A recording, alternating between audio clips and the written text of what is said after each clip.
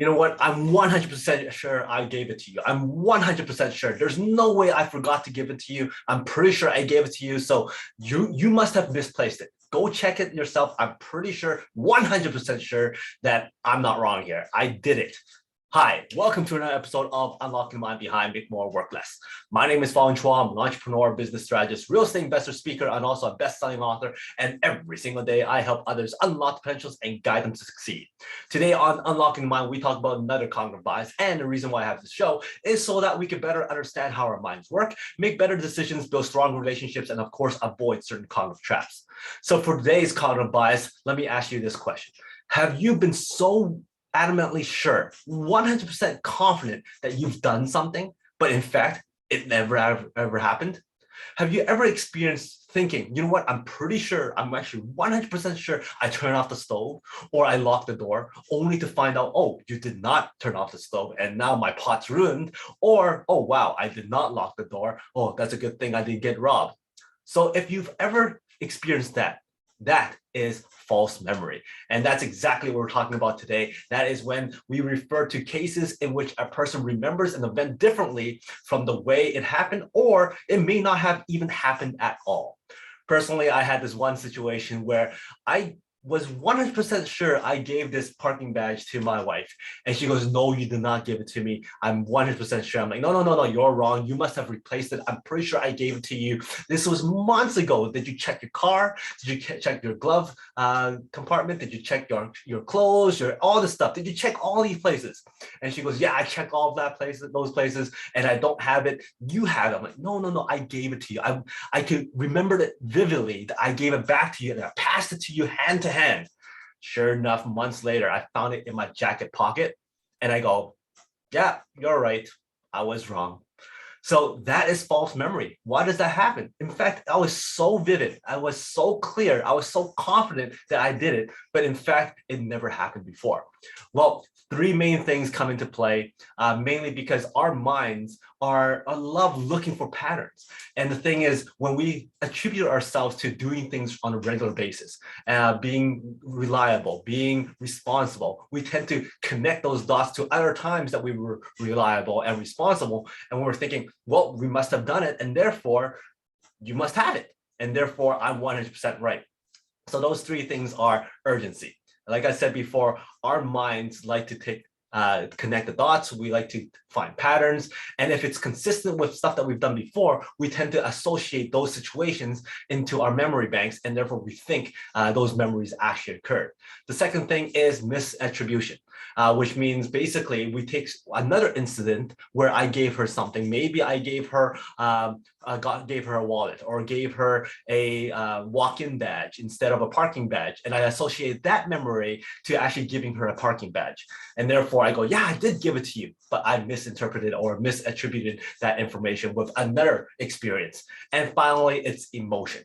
When we're so engaged in that situation or we're so engaged into the conversation that we completely forget what actually the details are. So those are the three things that causes false memories.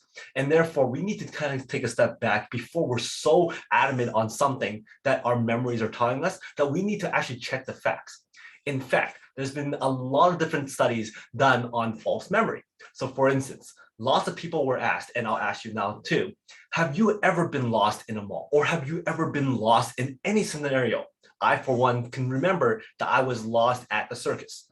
And I can remember vividly that I was walking down the hallways and all kind of stuff. Now, whether or not that's true or false, I believe it's true. In fact, my parents also confirmed that it's true. But that question, when asked to many people, 25% of those people would actually say, yeah, I was lost in the mall. It was scary. I was walking around. And the truth was, those 25% of those people actually were never lost. And they were never in that scenario or experienced that situation before. But they were given that question and go, hey, lots of people get lost when they were a kid. Have you been lost before? And for some reason, they start thinking, yeah, I'm pretty sure I have been lost before, creating that false memory in their minds. Another test was done where people were given a photo of a place of a university. And then months later, they were asked, hey, have you visited this place before? And they go, yeah, I'm pretty sure I visited that place before. In fact, I remember it very vividly. but in fact, they've never been to that place before.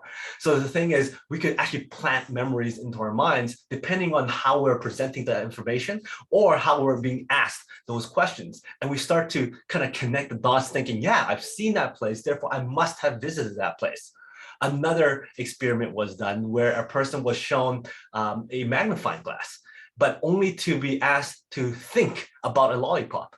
And then months later, they were asked, so during that experiment, what did you remember seeing? Did you remember seeing a lollipop or a magnifying glass? And a lot of them actually said, oh, it was both. We saw both the magnifying glass and the lollipop. Well, again, planting those false images into their minds and thinking it was absolutely true. Now, where is this going to be a problem? Well, of course, when we have false memories that it's hard to rely upon, sometimes we get so emotionally engaged into our thought process, into our memories, that we might be fighting for exactly the wrong thing.